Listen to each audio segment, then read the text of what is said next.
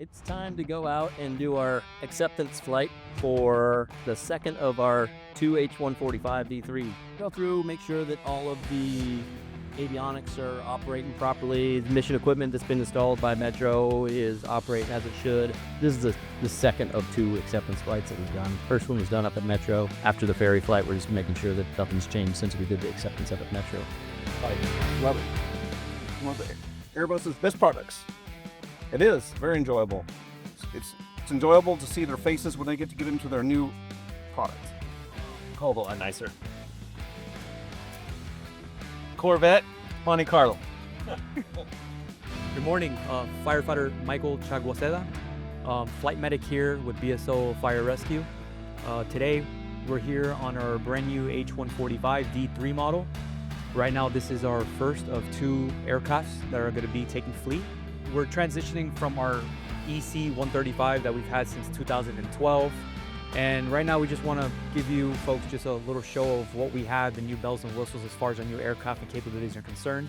A little bit about myself. I've been with BSO Fire Rescue for approximately 8 years, 5 of those years being here, the primary on Air Rescue 85. To my left is Lieutenant Alicia Manning. I've been with Broward Sheriffs Office Fire Rescue for the last 15 years. I've been part of Air Rescue for the last year.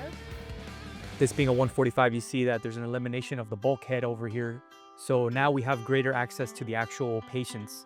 Before in the 135, we were able to take 2 patients. However, the access per patient was very, very minimal, and it was really hard to actually perform patient care. So now with the H145, it doesn't only give us the ability for 2 patients, also it helps us out with the ease of access, but this helicopter is actually be geared for hoisting operations and SAR missions as well. We're still in the stage of how we're gonna want everything configured.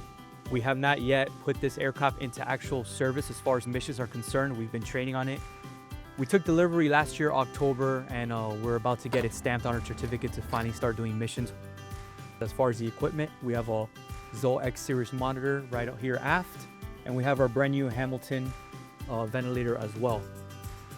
My left side of the aircraft is bare bone for the reasons of our upcoming SAR missions and our hoist missions capabilities. So we didn't want anything to be as far as on the wall or medical. We don't want anything here because it's going to be in our way for when we bring a patient into the aircraft if we have to hoist somebody up from, let's call it the Everglades. As far as the interior, I already mentioned the elimination of the bulkhead and the more ease of access, but this helicopter was spec'd out by everybody on this team, pilots, crew members, and we went due with a lot of differences and changes as far as even the floor. It's aluminum. This floor will not lift up. We could just clean it with a water hose and be on top of it. It could be a lot more sanitary. We also went with a more darker interior as well. So most definitely the actual size of the aircraft itself is going to help us out with the capabilities of not only patient care, but just in and around it, and just more safety and more room to work back here as a crew is concerned. As I mentioned, we're going to be doing SAR missions, which we're going to need a lot more access and a lot more egress and a lot more of the entering of a patient coming in here from the outside inside. We still kept the same stretcher. There are agencies that have gone with electric stretchers just like a ground rescue. However, we're trying to keep the weight to a minimum, so this stretcher makes do. As far as the medical side, we have our suction unit, we have our ventilator, we have our Zoll monitors. Being that this is a brand new aircraft, we also outfitted it with Metro Aviation, who added extensive amount of lights. So we have our traditional Airbus lights that come with the airframe, but we added just RGB puck lights on either side. We also could change the sequence of lightings to white or blue on both sides. So this Technosonic lets us have the ability to speak on multiple channels. We still kept the traditional Becker box, but we have one on both sides for the reason being that we're going to be doing search and rescue missions. So we're going to need our hoist operator to have their own comms, as well as the other person back here having their own Becker box system. Over here, we incorporate our new AXNES system. This is our wireless system. This is going to be a huge asset with wireless comms, especially when we're packaging a patient, we're conducting a SAR mission. Not only that, but when we do our routine ground transports or scene calls, this also lets us wirelessly communicate with the pilot and the crew members, and also an external speaker to not have to take off our helmets when we speak to the ground crews as far as transferring care of the patient. As you can see now with a different view of the actual fuselage inside, you can see how much more access we have compared to an H135. Being that we were able to spec out this aircraft as the air rescue team here, We have an abundance of receptacles, USB receptacles, suction units. And then again, we configure the left side of this aircraft to just be completely empty for search and rescue missions. Over the years, we realized that we really benefit from having a few cabinets to be able to enclose not only our narcotic drugs, since we have various narcotics, but also just to keep everything nice, teeny, and tiny, and not have anything, especially with SAR missions, going on the actual floor of the aircraft itself. So here we're able to secure it, and we have a double and triple mechanism to keep everything locked. We have this mechanism, and we also have a lock for the narcs. So this will be the holder for blood and plasma for us. I'm Mike and Abbott. I've been here since around 2019. So I'm coming up on about almost 6 years now. I moved here from South Carolina. My name's Jim Miller. I'm a Palm Beach County native. I started flying here about a year ago, 2024. Former Navy pilot. I think the best part about what we do every day is the crew and just providing a service to the people of Broward County. That's right. Every time you lift here, you start to, when you're starting up, you're going to help somebody, and it means something. So it's nice. Yeah, it's massive capability increase over our current aircraft, and it's safety, cargo, payload, time on station, ability multiple follow-on missions after the fact. Currently, our regular aircraft, we can do 1, maybe 2 lifts on a tank of gas. This one, with the extra fuel, we do multiple tanks of gas. We got longer legs. We got heavier weightlifting capability. The safety of the aircraft's at least twice what the current aircraft is, and it's prettier. Adding everything that Mike said, but adding a rescue hoist so we can do overwater over the Everglades rescues. The cargo hook able to lift water for firefighting or other lifting opportunities. Just the capabilities that are added with this aircraft that comes with the power and the payload and the extra fuel really expands our mission and allows us to do it better. Very capable aircraft, easy to fly. It takes a lot of the work out of the pilot's hands, likes to do it itself. They really did a lot of thinking and built it around the pilot. Everything is at your fingertips. Literally fly this aircraft with your thumbs. Yeah, the situational awareness of it is like leaps and bounds over what we currently have. It's like you took your 2004 Chevy pickup truck and went to a dealership, picked up a 2025. It's about that technology difference, It's been a huge blessing for us to be able to spec out not only a new aircraft, but most importantly, a larger aircraft with more capabilities. During the time that we spec'd out this helicopter, the D3 model just came to North America. This being one of 2 of our aircraft, and one of the first 2 in North America that are actually D3 5-blade models. So definitely very privileged to be able to have that opportunity. That 5th blade is huge for us. Gives us more lift time, especially with our search and rescue and having multiple crew members, because once we do SAR missions, we're going to have dual pilots, 2 crew members in the back, plus the potential 1 or 2 patients we're going to take from the actual SAR mission. The 5th blade, capability-wise, we have a lot more lift. Transitioning from that 135 that we still have in our fleet, our useful load right off this helipad, depending on the crew, anywhere from about 180 keys to 200 keys of a patient leaving this actual airport. Obviously, if we have a call out west, which most of our calls usually are out west, we burn fuel, so we're able to have a heavier patient. With this D3 model, weight is one of our last concerns. We are able to take right off this pad with everything we have in this actual airframe.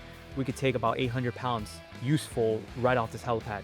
So that 5th blade and just the larger airframe and this much more powerful engines is going to make this a huge asset for the citizens of Broward County.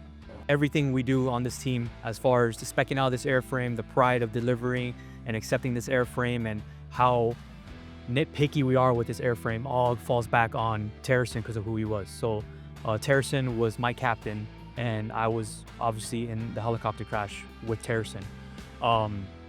Coming back to air rescue as a team and myself was a huge part, but that just goes back to being able to do what you love.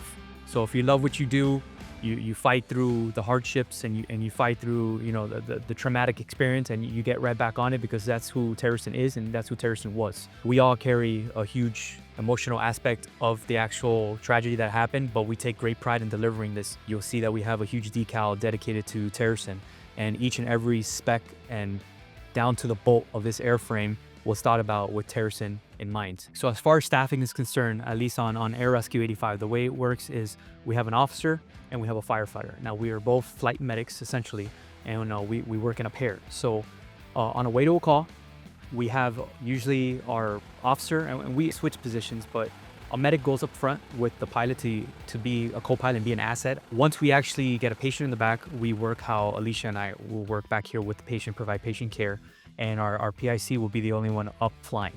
As far as staffing, it's a fire department, so we have a traditional schedule of 24 hours on and 48 hours off. We are all firefighters up here, and we're all paramedics. So our titles up here are firefighter, paramedics.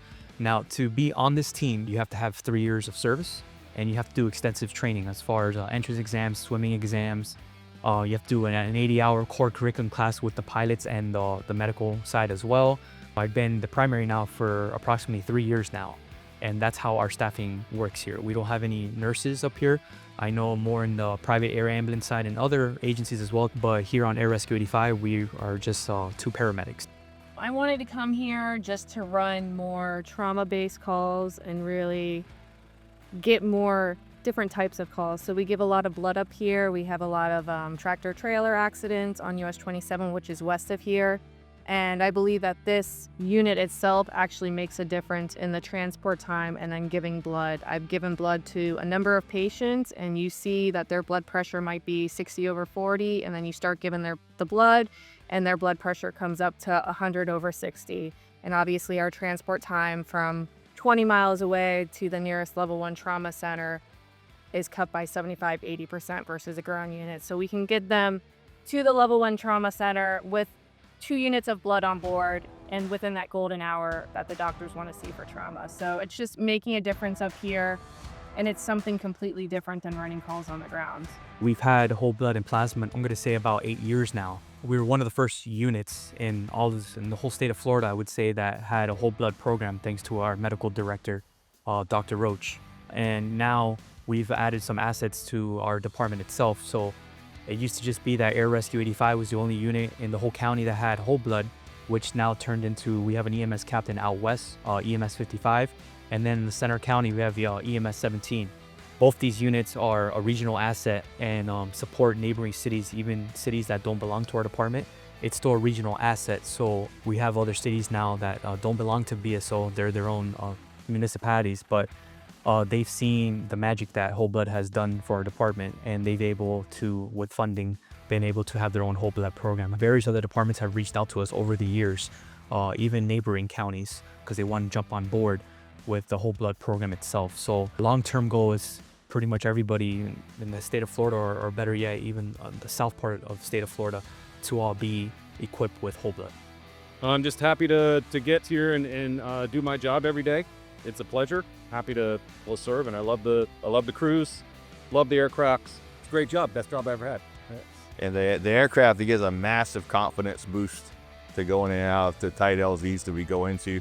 It handles emergencies better than our current aircraft. It does literally everything better than our current aircraft by a factor of at least 2. The interface between the pilot, the avionics, the crew, everything is all interfaced and intertwined. You don't have to separate anything. You know, there's very little heads down time because everything is accessible at your fingertips. It makes what was a hunt and pick kind of job into a seamless flow. That they've really obviously they talked to some aviators to set up the cockpit flow and the way the switchology is, because it's just laid out almost perfect. The guys, from what the medics tell me, it's a massive increase in their ability not only to load and unload patients, but to treat patients, to access wounds. It's allowed us to get new medical equipment like the Hamilton vent. That's like a state-of-the-art thing that just came out. Just the amount of, be able to haul multiple patients because of the aircraft load is just, everything about it is better than what we currently have. This is our H145D3 model 5-blade. Our Fenestron, you can see our custom paint job. Everybody on this team came together and shared their thoughts and ideas as far as the paint scheme we wanted to go. Being that this is a new airframe and we're just starting fresh with a whole set of fleet, we wanted to look a little different from our former helicopter. This is what we call our A Bravo Charlie helicopter. Our newer one that's come in a couple days is our 5 Bravo Charlie. Only significant change as far as the paint scheme and the dead giveaway is the actual American flag. This one being the subdue American flag, and the 5BC that's coming is gonna have the red, white, and blue American flag.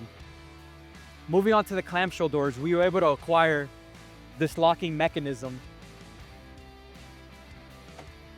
So with the H145 versus the 135, you have 3 latches here versus 2 latches over there.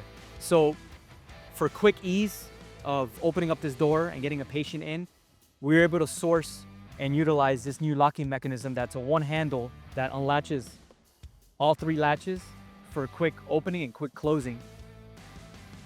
Moving on forward to the aircraft, we have our dedication to Chief Harrison.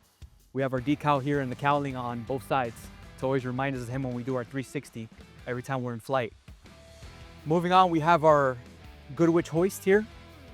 This is going to be new for the implementation of Air Rescue 85. We've never done SAR missions or hoist operations, so now we're going to be able to provide those for the citizens of Broward County. Now when there's a person stranded in the Everglades and we need to get them, or a cruise ship, since we handle the coastline as well, now we're going to have another means of evacuating a patient. We'll be able to hoist the patient down. Moving forward, we have our new MX-10. This is our West Cam. This takes the place of the former FLIR camera we had on 7 Bravo Charlie. This is a state-of-the-art camera with infrared and a daytime camera as well.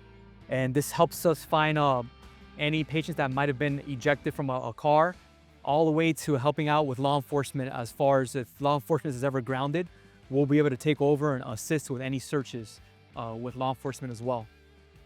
Moving on to the other side, we have our new Tracker system. This takes the place of our former Night Sun. This is our tracker light. We have different mixed filters of colors. We also have this paired with our new mapping system that will be able to point at the direction and aid the pilot in being able to light up where exactly we're going. So if we have a particular set of directions or coordinates we're getting dispatched to, especially at nighttime, we could assist the pilot with being able to type it into our navigation system and link it over to his Garmin, which will let him go straight to that scene. And once we go overhead, we'll be able to light up the scene, and that's for, of course, our safety. Moving on to the other side, most noticeable difference, is, of course, is the interior that we went over.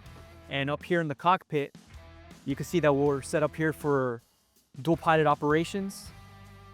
We have our new screens, our new Garmins up front. And we also have our retractable screen, and that retractable screen there, we have it retracted so that we have more visibility once we're going in for a landing. Once we're in flight, we usually extend it out, and that's going to help us with the mapping system, and it's going to help us out with the daytime and nighttime camera operations. You can go ahead and take a look inside. Not much different. Of course, it's larger, and the screens are state-of-the-art. You can have the Garmins that are state-of-the-art, and we have a 4-axis autopilot as well. This is coming from our 3-axis former autopilot. Now we have a 4-axis autopilot system, which again, it's safety's paramount.